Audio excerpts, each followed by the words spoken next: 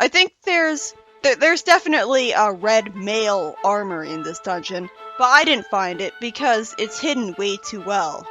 Please tell me I just have the final boss left. I thought I'd have half of the dungeon left after this. That's a relief. There's a brief generic cutscene where Hilda takes Zelda's Triforce of Wisdom from her painting.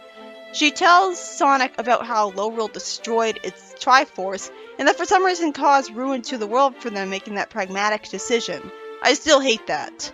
Hilda demands the Triforce of Courage because she wants to save her kingdom, and when she brings the two Triforces into her, she brings Yuga Ganon back and orders him to give her back his own Triforce.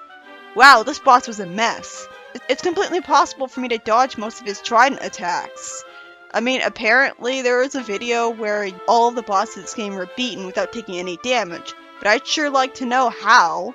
You know what was better about Link to the Past aside from everything but the dungeons? Invincibility items to counteract any potential cheapness. In this game I can't use the Cane of Byrona when I'm forced to attack Ganon up close, and therefore I'm helpless against his attacks.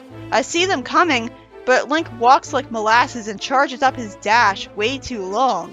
So I can't realistically be expected to get out of the way in time. I'd have to walk away from him way in advance, missing out on some attacks in the process.